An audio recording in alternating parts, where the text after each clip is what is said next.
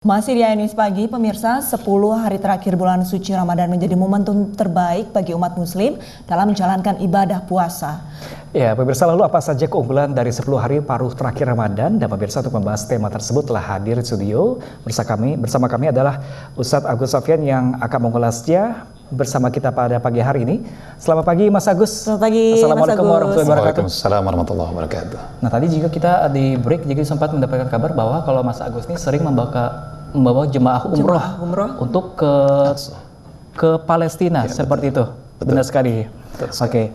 Nah, Mas Agus nih sebelumnya ini 10 hari atau sekarang sudah masuk ke 7 hari jelang Lebaran dan orang-orang biasanya berbondong-bondong untuk menjalankan ibadah itikaf di masjid nih. Betul. Sebenarnya makna dari itikaf itu sendiri apa sih?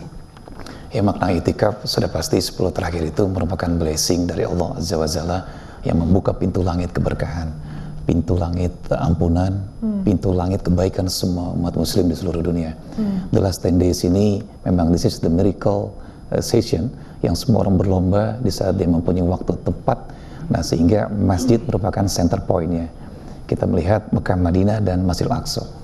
Nah, sehingga kalau orang berkunjung mungkin di 10 terakhir di Masjidil Haram sampai 6 juta manusia atau 5 juta, di Madinah mungkin sekitar 2 juta, sedangkan di Aqsa itu hampir 300.000 orang Palestina, baik yang dari juga Afrika dan dari Inggris, Eropa, semua itu berkumpul di Masjidil Aqsa, tentunya untuk menggapai keberkahan, terus juga pengampunan dan atas segala misi mereka untuk ke depan dalam kehidupan mereka.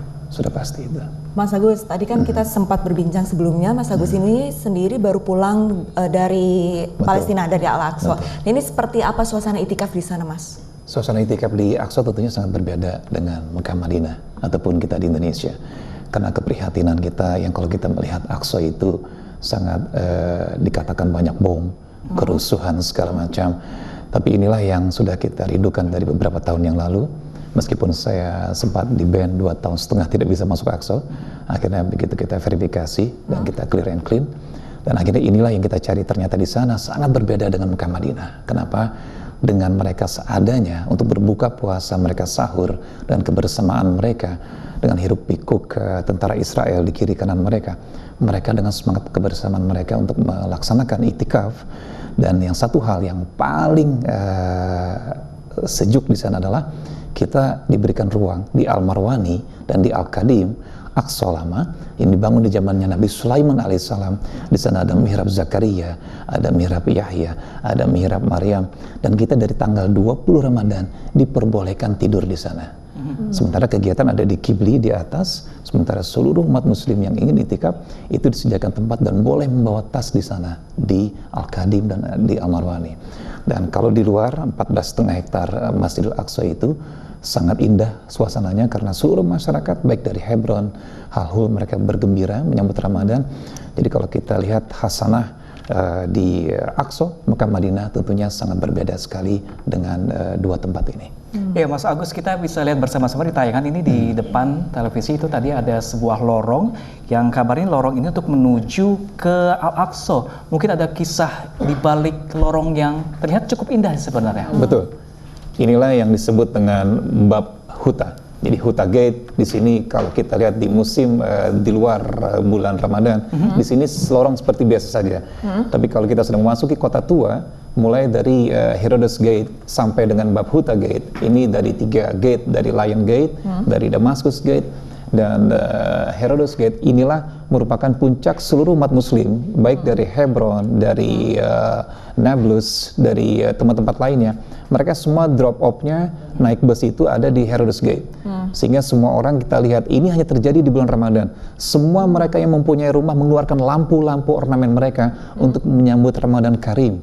Sehingga effort tenaga mereka dengan sukarela, dengan seadanya mereka menghidupkan kemeriahan bulan keberkahan yaitu bulan suci Ramadan.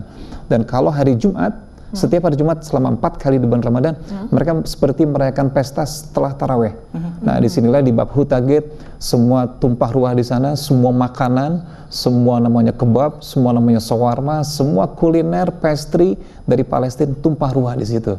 Dan disinilah sebuah pemandangan yang sangat luar biasa, dengan seadanya mereka mengeluarkan potensi kebersamaan Palestina untuk memeriahkan yaitu malam suci Ramadan. Beragam ras semuanya berkumpul di lorong tersebut. Semua berkumpul di situ. Okay. Dan di sini tentara Israel tentunya tetap menjaga, namun memberikan ruang yang sangat luas bagi umat Muslim untuk mereka. Nah, ini kita sekarang masuk di posisi yaitu di Al-Marwani. Inilah tempat yang orang-orang sudah membawa pakaian untuk mereka siap-siap tidur, untuk bersiap-siap nanti jam 1.30 malam kembali lagi ke atas untuk melaksanakan itikaf.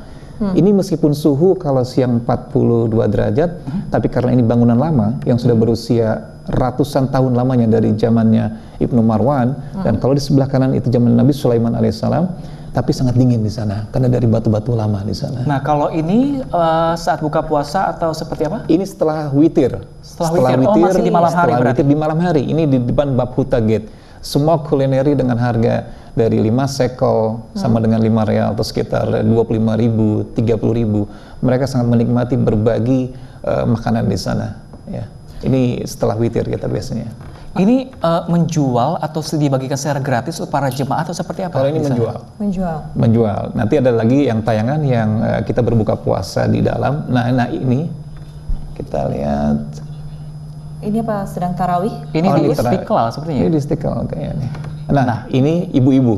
Nah, ini ibu-ibu masih melaksanakan sholat menuju witir. Jadi mereka ada break 10-10. Mereka ada beberapa imam di sana. Jadi 10 pertama imamnya imam yang satu. Nah, setelah itu ada 2 dan 3. Ini posisi di luar. Kita lihat. Jadi kalau 10 terakhir Ramadan itu hampir 350.000 jemaah yang memenuhi Masjidil Aqsa, yang mempunyai luas 14,5 hektar di sana. Ya. Mas Agus, yang membuat saya penasaran ini selain jamaah dari Indonesia, ini kira-kira dari warga negara mana saja sih, Mas? Spesial untuk itikaf ini yang paling banyak ada dari South Africa dan juga dari Inggris dan juga dari India. Dari Indonesia hanya kita saja kemarin. Nah, Mas Agus kan di sana tidak sendiri, membawa jamaah yang lain juga. Mereka mungkin baru pertama kali mungkin berpuasa di Palestina di Masjid Al-Aqsa yang mungkin penjagaannya cukup ketat. Nah, tanggapan mereka sendiri seperti apa sih? Mereka setelah melihat dari berita-berita TV yang ada penuh dengan teror dan segala macam, mereka kaget. Ternyata blessing di Aqsa itu seperti ini. Jadi sebuah kedamaian yang mereka temukan, sebuah kenyamanan dan sangat secure. Jadi membuat motivasi mereka kepada keluarga mereka bahwa ibu aman di sini, tante aman di sini, tidak seperti yang diberitakan di Gaza. Karena kalau kita lihat dengan jarak hampir ya sekitar Jakarta Bandung, Gaza memang terus ada konflik. Tapi Baitul Maqdis kalau kita lihat seperti yang real, yang baru kita 3 hari pulang ini, bahwa sangat kondusif dan kegiatan tarawih itu sangat aman di sana. Oke, Mas Agus, kisah pengalaman Mas Agus di Palestina ini masih akan kami lanjutkan di segmen selanjutnya. Pemirsa, tetaplah bersama kami dari Pagi.